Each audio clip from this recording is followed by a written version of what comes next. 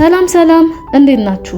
ውድ የሰርክ ቲዩብ ተከታታዮች ዛሬም እንደተለመደው ያልተነገረ ፍቅር የመጨረሻ ክፍልን ይዘንላችሁ መጥተናል። ዛሬ ሁሉንም ጥያቄ መልስ የምታገኙበት ልብ የሚነካና የማይረሳ ፍጻሜ ይጠብቃችኋል። ቪዲዮውን ከመጀመራችሁ በፊት ቻናሉን ሰብስክራይብ በማድረግ ቪዲዮውን ላይክ እንዲሁም አስተያየቶን በኮሜንት ያድርሱን። ሀጂ በቅርቡ የገዙልኝን በጣም የሚያምር ነጭ ጀለቢያ ለብሼ ጥምጣሜን ጠምጥሜ ከጀለቢያ ጋር የሚለበስ የቆዳ የተሰራ ጫሜን ተጫምቼ ወደ ሀጂ መኪና መጣሁ። ሀጂ አዩኝና ማሻአላህ ሙሽራ እኮ አንተ ነህ የምትመስለው አሉኝ። በልቤ ምን አለ ባደረገው አልኩኝ። በሀጂ መኪና ወደ ሰፈር መሄድ ጀመርን። ሲገርም ግን የጊዜ መቀያየር ትናንት የመውደድ ምልክት ስታሳየኝ የነበረችና ለትዳር የሚያዘጋጅ መጽሐፍ ስጦታ የሰጠች ልጅ ዛሬ ሌላ ሰው ልታገባ ነው። ትናንት ተፈቀርኩ ብዬ የምሆነውን ሳጣ ዛሬ እሷ ሌላ ሰው ልታገባ ነው። ምን አይነት ዱብዳ ነው አልኩኝ ለራሴ። ወደ ሰፈር ስንደርስ ገና ከርቀት ቤቱ በር ላይ ትልቅ ድንኳን ተጥሎ ተመለከትኩ። ድንኳኑ አጠገብ ስንደርስ ከቤት ውጪ የሴቶች የሰርግ ዜማ ይሰማል። ግጥም እየገጠሙ ከበሮ እየደለቁ ይጫወታሉ። ጭፈራው ችላ ብዬ ከመኪናው ሳልወርድ ተቀመጥኩ። ሀጂ መኪናው ውስጥ መቀመጥ እንደፈለኩ ገብታቸው ነው መሰለኝ ምንም ሳይናገሩ ትተወኝ ወረዱ። መኪናው ውስጥ ተቀምጬ ትንሽ እንደቆየው ሰሚራ ወደ ሴቶቹ ስገባ አየዋትኝ። ደግሞ የሌላ አምሮባታል። ወዲያውኑ አይኔን ሰብሬ የማነበውን ቁርአን አንቀጽ ማዘጋጀት ጀመርኩኝ። ትንሽ እንደተቀመኩኝ የሰሚራ ባል ወደ መኪናው መጥቶ ሰላም አለኝ። ወርጄ ሰላም አልኩትና ወደ መኪናው እንዲገባ ጋበዝኩትኝ። ከኋላ ገብቶ እኔ ከፊት ተቀምጬ ወደ ኋላ ዞሬ ማውራት ጀመርን። በጣም አምሮብሃል ደግሞ ማሻአላህ ሙሽራ መስለሃል አለኝ። መምሰልና መሆን ይለያያል።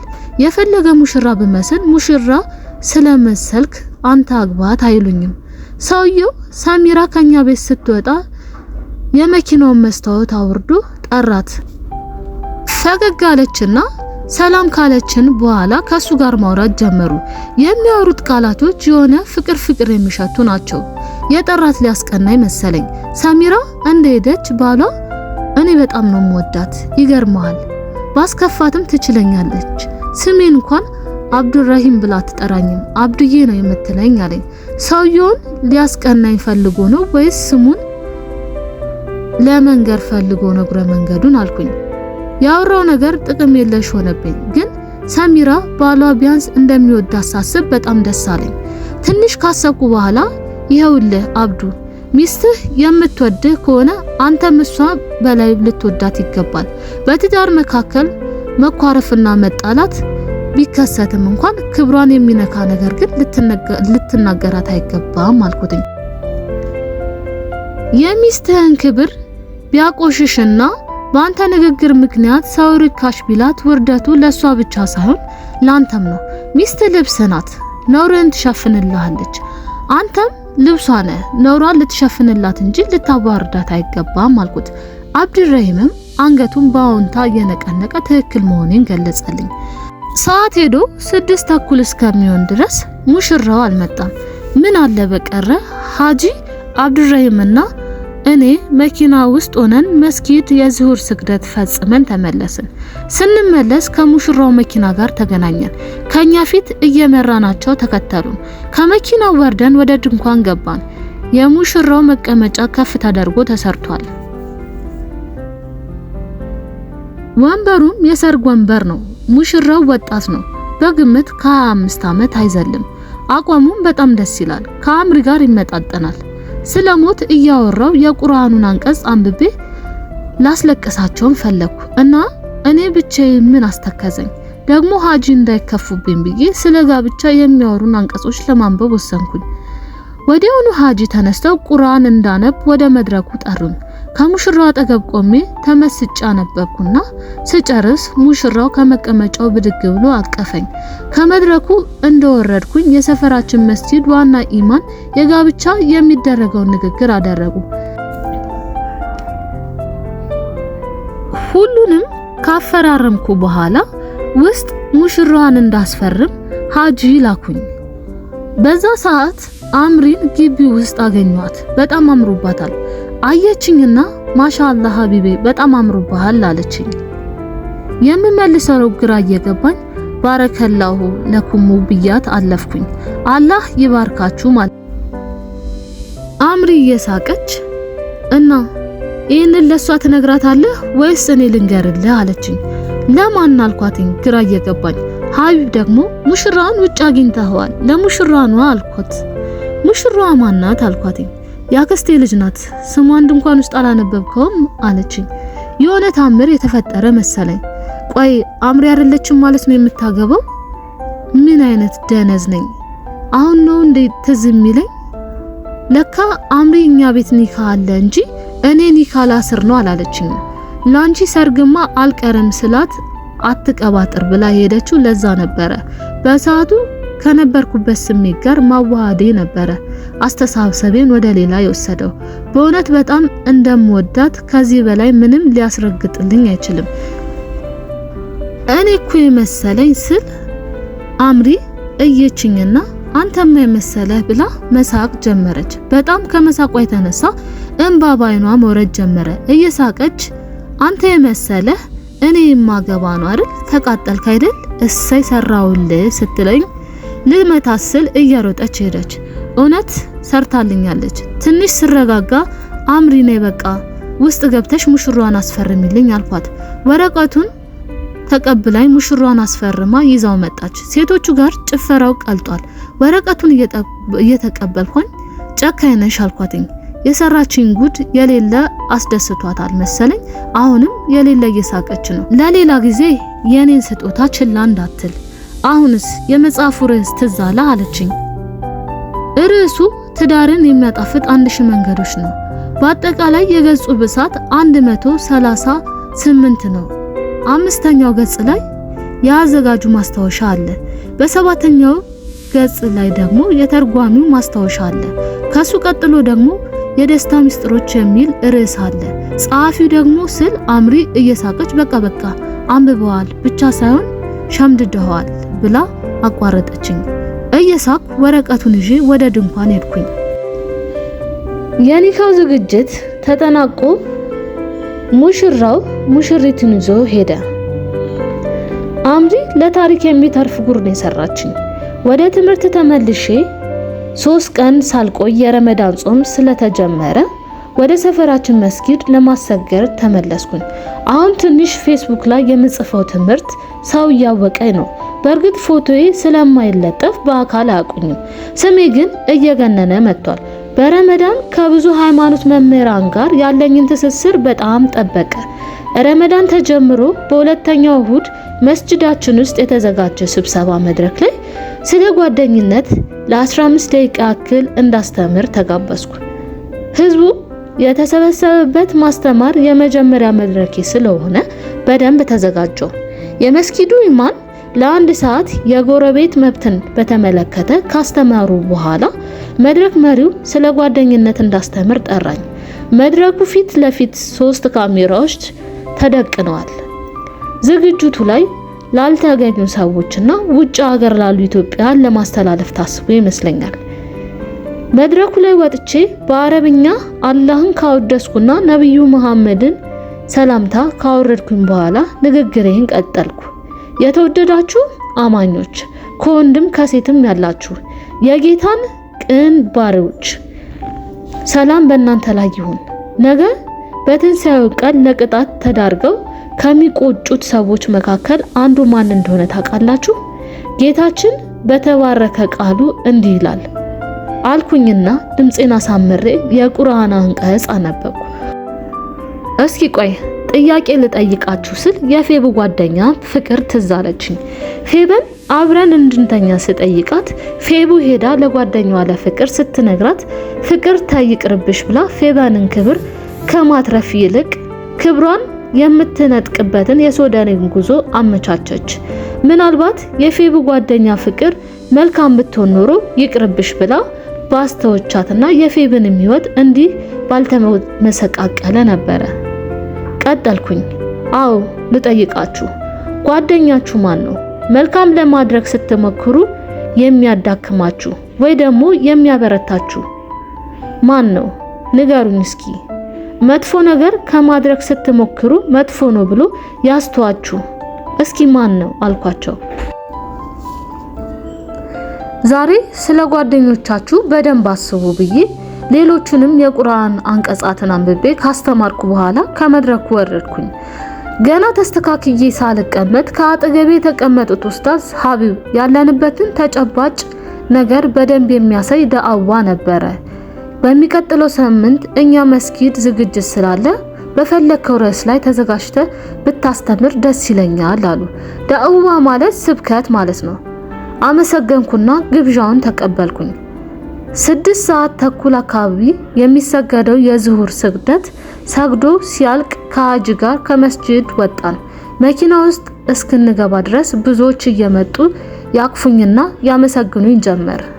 እንደምንም ሰዎቹን አልፈን መኪና ውስጥ ገባን። አምሪና ወይዘሮ ሌላ በሴቶች መስጊድ ከወጡ በኋላ ሀጂ መኪናን አስነስተው ወደ ቤት መሄድ ጀመርን። አምሪ እየሳቀች ኡስታዝ ዛሬ በጣም ገራሚ ትምህርት ነው ያስተማሩን አለችን። ወይዘሮ ሌላ እየሳቁ በቃ አምሪ ልጁን አሰግዶም አስተምሮም ሲወጣ በነገር ወጋ ካላደረግሽው አትረኪም አይደል አሏት።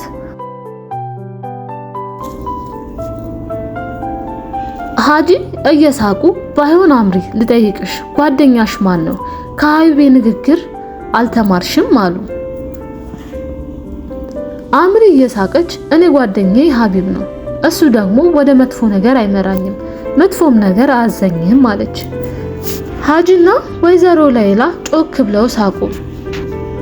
መኪናው በነሚኪ ሰፈር ጋር ሲያልፍ ፌበን ከሚኪ ጋር ወደ ነሚኪ ቤት መግቢያ አካባቢ ቆማ አየኋትኝ።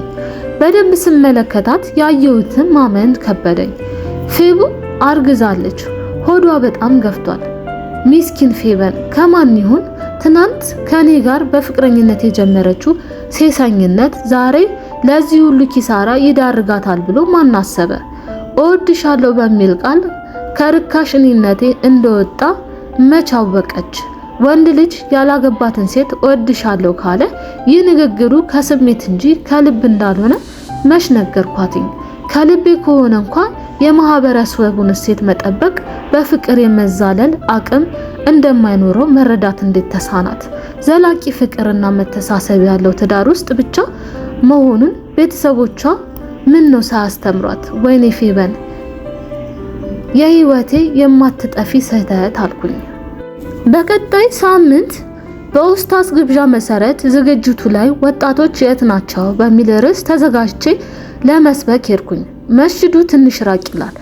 በሀጂ መኪና ከአምሪና ከወይዘሮ ሌላ ጋር ሄድን። መስጂዱ ውስጥ ስንገባ ለማስታወቂያ የተሰሩ ባነሮች ተመልክቼ ተገረምኩኝ። እኔም ስሜ ሰውን ለማጓጓት የሚመስል መልኩ ተጽፏል። ዝግጅቱ ከተጀመረ በኋላ አንድ ታዋቂ ሰባኪ ወደ መድረኩ ወጣና 1 ሰዓት ያክል አስተማረ። ከሱ ቀጥዬ እኔ ወደ መድረኩ ተጠርቼ ወጣሁኝ። ትንሽ ካስተማርኩ በኋላ በእርግጠኝነት ቤት የምታከራዩ ሰዎች በመካከላችን ትኖራላችሁ አይደል? ቤታችሁን ለማን ነው የምታከራዩት? ወጣቱ የሚባልግበት ቤት የእናንተ ቤት ላለመሆኑ እርግጠኞች ናችሁ ወይስ ስለ ገንዘባችሁ እንጂ ስለ ማህበረሰቡ ጉዳያችሁ አይደለም? በየሰፈሩ ኦፊስ ተብለው የሴቶችን ክብር የሚገፉበት ቤቶች ማን ነው ለባለጌዎች የሚያከራየው? እናንተ አይደላችሁምን? ስለዚህ ልጆቻችን ተበላሹ ከማለታችሁ በፊት ቤታችሁን አጽዱ። ለብልግና ቤታችሁን አከራይታችሁ የእናንተ ልጅ ጨዋ ልትሆን አትችልም። የልጆቻችሁ ጋር በግልጽ ተወያዩ። ልጃችሁን የአንድ ሴት አይቶ ከወደደ ወይም አይታ ከወደደች በግልጽ መጥቶ እንዲነግራችሁ የሚያደርግበትን ማንነት ስሩበት። ቻችሁ ትዳርን አክብዳችሁ አትንገሯቸው። ለዝሙትም እንዲዳረጉ ነው የምታደርጓቸው። ብዙ ካስተማርኩ በኋላ ከመድረክ እንደወረድኩኝ ከፊት ለፊቴ ተቀመጠው የነበረው አንድ ሽማግሌ መጥተው ግንባሬን ሳሙኝ። ከመስጂዱ ስወጣ ሰው ሰላም በማለት ከበበኝ። ሀጂ በግርምት ቆመው ያዩኛል። ሰላም ብዬ ስጨርስ ሌላ ሰው ሳይዘኝ ፈጠን እያልኩ ወደ ሀጂ መኪና ገባሁ። አሁን በጉጉት የምጠብቀው የአምሪን ነቆራ ነው። አምሪና ወይዘሮ ሌላ መኪና ውስጥ እንደገቡ ሶስታችንም አምሪ ምን እንደምትል ለመስማት ወደሷ ዞርን። አምሪ ወዲያውኑ ሳታገባ አግቡ ምናምን ትላለህ እንዴ አለችኝ። ሁላችንም ሳቅን። ሀጂ ትንሽ እንደማሰባሉና ሀቢብ ግን ታዋቂነቱ ሲበዛ ፈተናው ከባድ ነው፣ ኒካ ማሰር አለብህ፣ ቆይ ጥሩ ልጅ ፈልግልሃለሁ አሉኝ። ዝም ብዬ ሳኩና ልጃቸው እያለች የምን ፍለጋ መውጣት ነው? ሀጂ አምሪን እያዩ ምን ነው ልክ አይደለም እንዴ አሉ። አምሪ አየችኝና ሳቋን ለቀቀችው። ስትስቅ አሳቀችኝ። ሀጂ ምን ያስቃቸዋል? እውነቴን እኮ ነው አሉ። ወይዘሮ ሌላ ሐሳባቸውን ደግፈው እኔና አምሪ ዝምታን መረጥን። ቤት ገብተን ትንሽ እንደቆየን አምሪ ሀቢብ ፌመስ ሆነሃል አለችኝ። በስልኳ ስለኔ ፌስቡክ ላይ የተጻፈውን ነገሮች አሳየችኝ። ሳያቸው ዛሬ ካስተማርኳቸው ንግግሮች ቆርጠው በፎቶ መልክ ሰርተውት ከስሩ ወጣቱ ዳኢ ሀቢብ ከማል ብለው ጽፈውበታል። ዳኢ ማለት ሰባቂ ማለት ነው። የባለፈው ትምህርቴን የለቀቁት ታዋቂ ገጾች አምሪ አሳየችኝ። ረመዳን ሊያልቅ ሲል ሀጂ ማታ ላይ በተሰበሰብንበት በግልጽ የሴት ምርጫዬን ጠየቁኝ። እየተሽኮረመርኩ እርሶ ደስ እንዳሉ አልኳቸው። በጣም ጨነቀኝ። ሀጂ ሌላ ሴት አምጥተው ልዳር ካሉኝ ምን ሊውጠኝ ነው? በንጋታው ለአምሪያ ምን ይሻላል አልኳት። ለሀጂ እንድነግራቸው ነገረችኝ። የዛኑ ቀን ማታ ሀጂን ልናናግራቸው ወሰንን። ማታውኑ ሁላችንም ባለንበት ፍርሃት እየተናነቀኝ ሀጂ የምድሩልኝን ሴት እኔ ብጠቁሙት ምን ይመስሎታል አልኳቸው። ሀጂ ፈገግ ብለው እንደውም የወደድካት ካለችማ ስራ ቀለልክልኝ አሉ። ልነግራቸው ሳመነታ ሀጂ አንዳች ነገር እንዳስታወሱ ነገር ፊታቸውን ቀይረውት ቆይ ከሱ በፊት እጠይቃለሁ እያልኩኝ ረስቸው የነበረ አንድ ነገር አለ። ከ2 ዓመት በፊት ወደ መርከዝ ስትገባ ስልክ አልያዝኩም ብለህ ነበረ። ከዛ ግን ስልክ ተገኘብህ፣ እሱንም ተቀማ። ማን ነው ግን ስልኩን የሰጠ? መቼስ ሳትዋሸኝም አይደል አሉ። ለሀጂ አምሪያነት የሰጠችኝ ለማለት በጣም ከበደኝ። ለኔ ብላ ስልክ ባቀበለችኝ እሷን ማስጠቆር አልፈለኩም። ሀጂ ይሄንን ጥያቄ ይቅርብኝ አልኳችኝ። ሀጂም እንደመቆጣት እያሉ ማን ነው እኔ እንድትስተካከል ስጥር ስልክ እየሰጠ ትምህርትን ያዘናጋ ንገረኝ አሉ። አምሪ ስልኩን የሰጠችኝ የለመርኩትን በአንድ መተው እንደማልችል ተረድታ እንጂ ልታዘናጋኝ አልነበረም። ዝም ስላቸው ሀቢብ ንገረኝ አሊያ እንጣላለን አሉ። አምሪን ዞር ብያየዋትኝ። ከአባቷ ጋር እንዳትጣላ ምክንያት ልሆን አልፈለኩም። የሞት ሞቴን ሀጂ በቃ ከኔ ጋር ቢጣሉ ይሻላል፣ ልነግሩ አልችልም አልኳቸው። ከምርህ ነው? እርግጠኛ ነህ? አትነግረኝም አሉ። ሀጂ ቅርታ መናገር አልችልም፣ ለእርሶ መልካሙ ነገር ባልነግሮት ነው አልኳቸው። ሀጂ ደግሞ እርግጠኛ ነህ አሉኝ። ራሴን አጠንክሬ አዎ ይቅርታ ሀጂ አልኳቸው። ሀጂ እንግዲያውስ አሉና በረጅሙ ተንፍሰው በድጋሚ እንግዲያውስ አሉና ዝም አሉ። አምሪ አላስቻላትም መሰለኝ። አቢ በቃ ከዚህ በላይ አታስጨንቀው አለችው። ሀጂም ዝም ብለው አዩኝ። ምን ይሉኝ ይሆን? እንቆራረጥ ይሆን? በጣም ፈራሁኝ። ከነሱ በቀር ምድር ላይ ማንም የለኝም። አይ ዱንያ ሁሉ ነገር ፈተና። አልቅሰን ሳንጨርስ ደስታን ስንቀበል አጣጥመን ሳልጨርሰው ሌላ ነገር። ግራ የምታጋባ ዓለም አልኩኝ ለራሴ። ሀጂ ዝም ማለታቸው ቤት ውስጥ ትልቅ ጭንቀት ፈጠረ። አምሪያ ስልኩን ሰጥታኛለች ብዬ ልነግራቸው በጣም የሚወዷት ልጃቸውን አባትና ልጅ ማቆራረጥ ይሆንብኛል። በፍጹም አልነግራቸውም። እነሱ እንደተዋደዱ ይኖሩ። ትናንት መጥቼ ህይወታቸውን መበጥበጥ አልፈልግም። ሀጂ ከረጅም ዝምታ በኋላ ሀቢቤ ትምህርት ቤቱን ቆጣሪ ሌሊት ላይ ላለመማር ብለህ አንድ ቀን አጥፍተህ ተኛ። በቀጣዩ ቀን አጥፍተህ ስትተኛ በቀላሉ ተያዝክ። ማን ያጋለጠ ይመስላል? የነገርከው ሰው ነበረ አሉኝ። ዛሬ ሀጂ ትምህርት ቤት ስገባ ከመስተካከሌ በፊት የሰራኋቸውን ጥፋቶች ለምን እንደሚያነሱ ግራ ገብቶኛል። ከድሮ ስህተቴ መሆኑን አምኜ ፈጣሪንም ሰውንም ይቅርታ ብዬበታለሁ። አንገቴን እንደደፋው ሀጂ ሁሉም አልፏል፣ ለምን ይቅር ብለውኝ አናልፈውም አልኳቸው። ሀጂ ሳቁ። ለምን እንደሳቁ አላቅም። ፊታቸው በፈገግታ እያበራ ዛሬ የማታውቃቸው ብዙ ነገሮች እነግርሃለሁ አሉኝ። አምሪያ እየሳቀች ታየኛለች።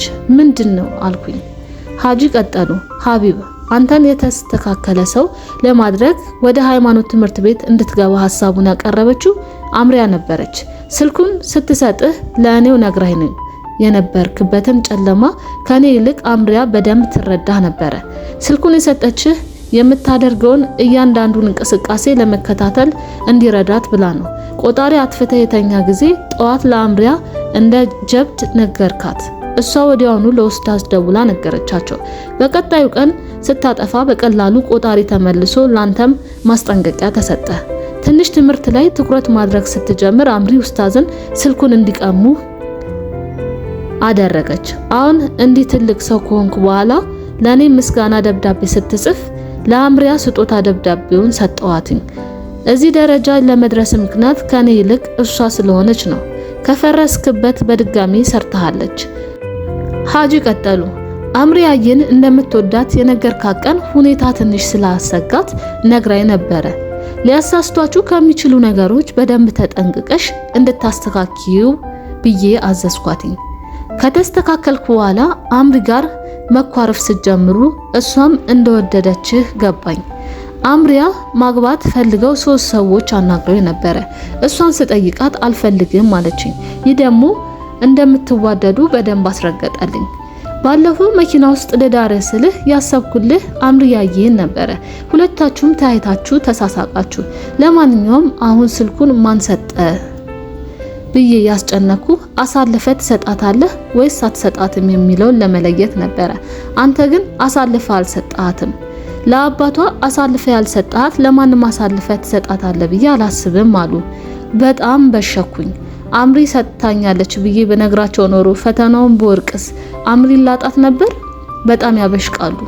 ፈተናውን ለማለፌ ልደሰት ወይም ልበሽቅ ምን የትኛውን ላስብ? አንገቴን ሰብሬ ተሽቆረመንኩ። ወይዘሮ ሌላ እየሳቁ እንግዲህ ምን ቀረ የኒካው ቀን ይቆረጥ እንጂ አሉ።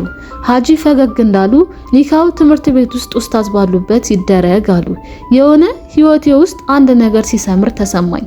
ሀጂ እንደመተከዛሉና ሀቢብ ሌላ ያልነገርኩ ነገር ስለ እናትህ ነው። እናትህ ሆስፒታል ከወጣች በኋላ ሞተች። ከሆስፒታል ግን የወጣችው ተሽሏት ሳይሆን ዶክተር መፍትሄ የላትም ስላለች ነበረ። ዶክተሯ ላንተ ብትነግርህ ልትረበሽ ስለነበረ ለኔ ቢሮ አስጠርታ ነገረችኝ። እናትህ ጉበቷ ሙሉ ለሙሉ ከጥቅም ውጭ ሆኖ ነበረ አሉኝ። እኔም ጥያቄ ሆነብኝ። እናቴ ተሽሏት ታል ተብሎ ከወጣች በኋላ መሞቷ ነበረ። ዛሬ መልሱን አገኘው። ሁሉም ነገር አልፏል። አምሪያ በህይወቴ ውስጥ ያላት ሚና በጣም ከፍ ያለ መሆኑን ተረዳው። አምሪያ መልካም አድርጋ ስለሰራችኝ አገባታለሁ። ለሷ ያለኝ ክብር ይጨምራል። ግን ምድር ላይ ካሉ ሴቶች ምን ያህል ናቸው የባሎቻቸው ከፍተኛ ትጋትና እነሱን ለማስተካከል የለፉ? ሀጂ አምሪን እንደሚደሩልኝ ከነገሩኝ 15 ቀን አለፈው። እኔም ወደ ትምህርቴ ተመልሻለሁ። የትምህርት ቤቱ ታላቅ ሼህ ጋር ብስለት የሚጠይቁ የሃይማኖት ህግጋትን እየተማርኩ ነው። ሀጂ መተው ሀቢብ የኒካ ስነ ስርዓት ከወር በኋላ ጥቅምት ላይ ብናደርገውስ አሉኝ። በሐሳባቸው ተስማማው። በሳምንት በኋላ አንድ ወር ትምህርት ቤታችን ልዩ የጉብኝት ዝግጅት አዘጋጅቶ ስለነበረ ሆስፒታሎችና የቀብር ቦታዎች መጎብኘት ነፍሳችንንም ለማስተካከል የጉብኝቱ አንዱ አካል ሆኜ ከነስሩ ጋርና ከሌሎች ተሳታፊ ልጆች ጋር አብረን ሄድን። ነስሩ ትምህርት ቤት ውስጥ ኡስታዝ ሆኗል። ከኔ ጋር ከፍ ያለ የሃይማኖት ድንጋጌዎችን እየተማረ ነው። እኔም በከፊል አስተምራለሁ። የጉብኝት ስነ ስርዓቱ ቀጥሎ አንድ የሱስ የተጠቁ ግለሰብ የሚያገግሙበት ሆስፒታል መጎብኘት ጀመርን። ትንሽ እንደጎበኘን አንድ የማውቀው የመሰለኝ ሰው ተመለከትኩ። አልፌው ሄጄ ሌሎች ቦታዎችን እየጎበኘ ወዲያውኑ ማንነቱን አስታወስኩ። እናቴ የታመመሽ ጊዜ ላይ ሀቢብ አሁንስ የትም ብትዘል የማታመልጠው አምላክ መኖሩ ገባህ ምናምን ብለው አፉን የከፈተብኝ ልጅ ነው። የዛኔ 2 ሆነው ነበር የተናገሩኝ።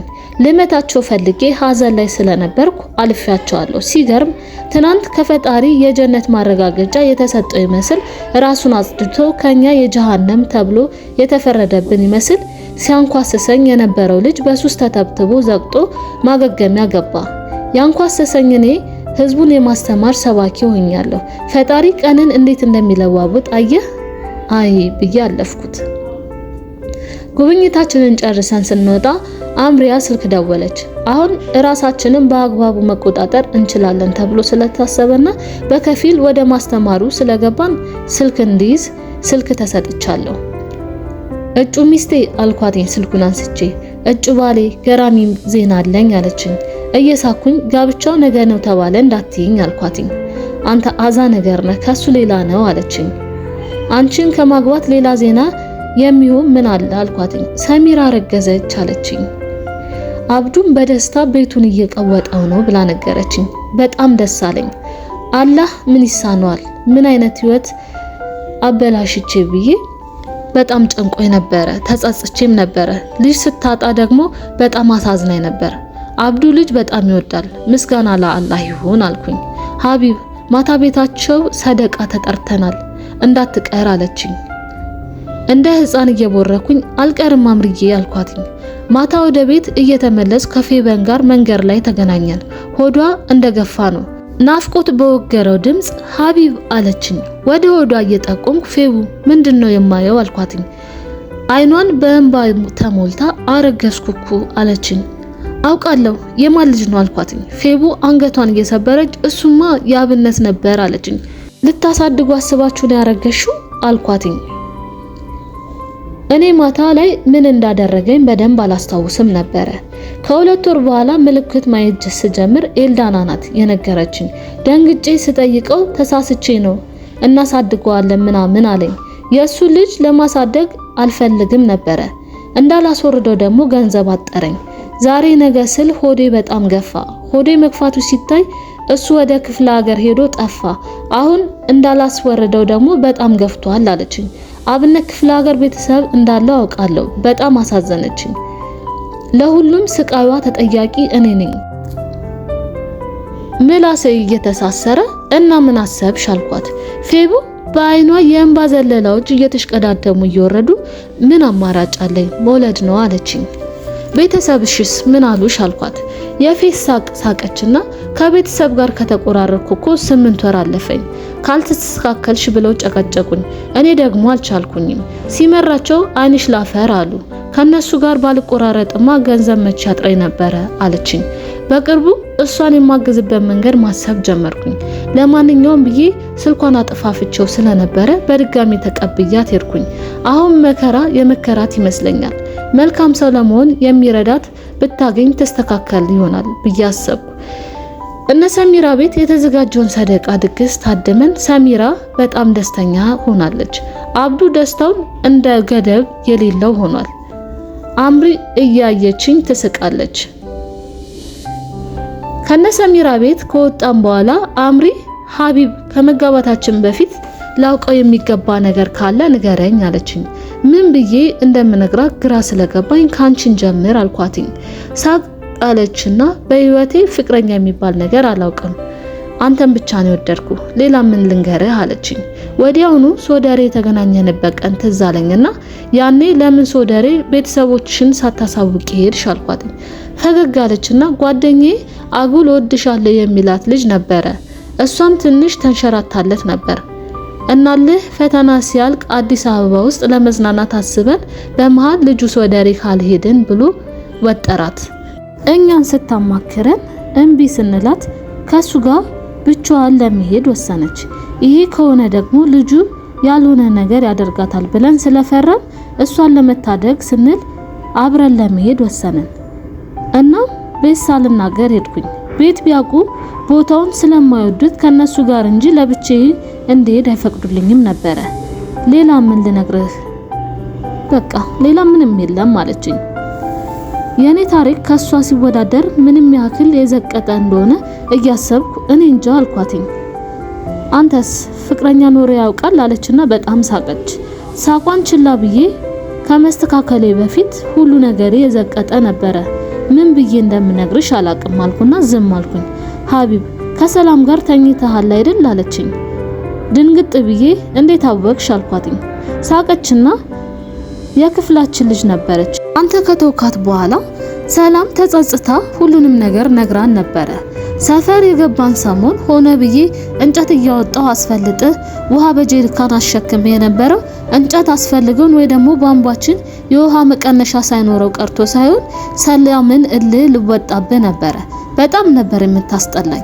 የእናት ሞት ግን ብዙ ነገር ቀየረ። ብዙ ጊዜ በአሽሙር ልነግረ ሞከርኩኝ። አንዴ በረንዳ ላይ ተቀምጠን በህይወትህ አንዴ የምትሰራው ስህተት ህይወትህን ሙሉ ሊያዘብራርቅ ይችላል ምናምን ብዬ ነበረ። አንተ ግን ራስህን ልታይበት አልቻልክም አለችኝ። ሀፍረት በጣም ወረረኝ። ሀቢብ ሰው ሁሌም ይሳሳታል። ዋናው ቁም ነገሩ ከሰሰቱ ተመልሶ መጽዳቱ ነው። ዛሬ አንተ በጣም መልካም ሰው ሆነሃል አለችኝ። ድምጼን ሳግ እያነቀው አምሪ እኔ እኮ ቆሻሻ ነኝ አልኳትኝ። የአምሪ ቅንነት እየገረመኝ አምሪ ግን ከምንድነው የተፈጠርሽው አልኳትኝ። እየሳቀች ከጎን ነው አለችኝ። እሺ 3 ፎቶዎችስ አለች አከታትላ። የሁለቱን ማንነት ነገርኳትኝ። አምሪ የፌበንን ታሪክ ስነግራት አለቀሰች። እኔም ሳላስበው እንባዬ ከዓይኔ ፈሰሰ። አምሪ ስትረጋጋ ከቤተሰቧ ጋር የምትስማማበትን መንገድ መፍጠር አለብን አለችኝ። ሀቢብ ግን ወንዶች የማይገባችሁን ትልቁን ነገር ምን እንደሆነ ታውቃላችሁ? የሴት ልጅ ሀፍረት እንዴት ከገፈፋችሁ መመለሱ በጣም ከባድ መሆኑ። ፌበን አንተን ሀፍረቷን ገፈ ነው እንደዚህ ህይወቷ የተመሰቃቀለው። አንተ ዛሬ ሰው መሆን ቻልክ፣ እሷ ግን የስቃይ ማት ወረደባት። ሀቢብ ልንረዳት ይገባል አለችኝ። ሐሳቧን እያረካኝ ነው። በጣም ደስ ይለኛል አምሪ አልኳትኝ። አምሪ አየችኝና ሀቢብ ግን በህይወቴ 3 ቀናት አስለቅሰኛል አለችኝ። 3 ቀናቶች እና ምክንያቶቹን ከነገረችኝ በኋላ አምሪ ኮስተር እንደማለት እያለች ከዚህ በኋላ ሌላ ሴት አለው ብትል ግን ሟች ነህ አለችኝ። እየሳኩኝ ያው እሱማ መች ይቀራል አልኳት። አምሪ እየተጫዋወተች ሞክረውና ታየኛለህ አለችኝ። አሁን ህይወቴ ውስጥ ሰላም ለማግኘት የፌበን ህይወት ተስተካክሎ ማየት አለብኝ። ማበላሸት በጣም ቀላል ነው። ያፈረሱትን ለመገንባት መሞከር ግን በጣም ነው የሚከብደው። አምሪ ሁሉን ጉዴን ማውቋ ትንሽ ረፍት ሰጠኝ። ይቅርታ ልቤን አረጋግጦታል። በነጋታው ፌበን ከአምሪ ጋር አገናኘዋት። አምሪ እኔን እንደገና መስራት ችላለች፣ ፌበን ለመስራት አይከብዳትም ብዬ አስቤያለሁ። ሀጂ ትምህርት ቤት ውስጥ ልዩ ዝግጅት አዘጋጅተው ሊዶሩን መራራጡን ቀጥለውታል። አምሪ ከፌበን ጋር ካስተዋወቅኳት ሳምንት አለፈ። አምሪ ከሷ ጋር ከተገባባች በኋላ የፌቢ ቤተሰቦችን አገኝታቸው ቤተሰቦቿ መጸጸቷን ሲሰሙ በጣም ደስ አላቸው፣ ተቀበሏት። እኔም ረፍት አገኘሁ። እኔና አምሪ ጋብቻ ጥቅምት የመጨረሻ ላይ እንዲደረግ ቀኑ ተቆርጦ ስለነበረ ጥቅምት 26 ሐሙስ ቀን ትምህርት ቤታችን ውስጥ በጣም ደስ የሚል ድግስ ተዘጋጀ። የመርከዙ ተማሪዎች የተለያዩ ዝግጅቶችን አቀረቡ። በኋላ ላይ ምስክር ባለበት የኒካ ስነ ስርዓቱ ተፈጸመ። አምሪ ሚስቴ ሆነች። ጋብቻው ቢፈጸምም አብረን መኖር ለመጀመር ያሰብነው ግን ከ4 ወር በኋላ ነው። እነ ሰሚራ የኛን ቤት ለቀው ሌላ ቤት ለመቀየር የሚያስፈልጋቸው ጊዜ ለመስጠትኛም የሚያስፈልገንን ነገር ለማዘጋጀት እንዲረዳን አስበን ነው። የኒካ ስነ ስርዓቱ ሲያልቅ ሀጂ ብድጋሉና ያው ዛሬ 2 ልጆቼን ድሬያለሁ። ሽኩሪያ የሰጠችኝን አደራ ተወጣው ማለት እችላለሁ አላውቅም። ለማንኛውም ሀቢብ አሁን ትምህርት ቤት ውስጥ ከማስተማርና ከመማር የዘለለ የተቋሙ ስራ አስኪያጅ እንዲሆን ሾሚዋለሁ አሉ። እውቀቱ ስላለህና ጠንካራ ስለሆንክ ትልቅ ደረጃ እንደምትደርስ ተስፋ አለኝ አሉ። እንባ እየተናነቀኝ አቀፍኳቸው። ከስቅጥቅቴ የነጻውበት ተቋም ታላቅ ደረጃ ለማድረስ ብዙዎችን ለመፍጠር ራሴ ቃል ገባው። እንባ እየተናነቀኝ አቀፍኳቸው። ከስቅጥቅቴ የነጻውበት ተቋም ታላቅ ደረጃ ለማድረስ ብዙዎችን ለመጥቀም ለራሴ ቃል ገባሁኝ። ከአምሪ ጋር ባልና ሚስት ከተባለን ወር ከ15 ቀን ሆነን። ሐሙስ ቀን ነበረ። መርከዝ ቤተ መጽሐፍ ተቀምጬ እያነበብኩ ነው። አምሪ ደወለችልኝ። ስልኩን አንስቼ ወይኔ ውድ አልኳት። ሆዴ ሀበር አለችኝ። ፌበን ወለደች አለችኝ። ሀበር ማለት ዜና ማለት ነው። የሆነ የደስታ ስሜት እየተናነቀኝ መች ወለደች አልኳትኝ። ከትናንት ወዲያ ነው አሉኝ። ዛሬ መስማቴ ነው አለች። ወደ ማታ ተገናኝተን አራስ ለመጠየቅ ለሚሄድ ተቀጣጠርን። 11 ሰዓት አካባቢ አምሪ ጋር ሆነን ፌበንን ለመጠየቅ ወደ ቤታቸው ሄድን። ቤታቸው ባለ 3 ፎቅ ነው። በጣም ያምራል። ከዚህ የመሰለ ቤት አውጥቼ እንዳጎሳቆልኩ አሳስብ በጣም አመመኝ።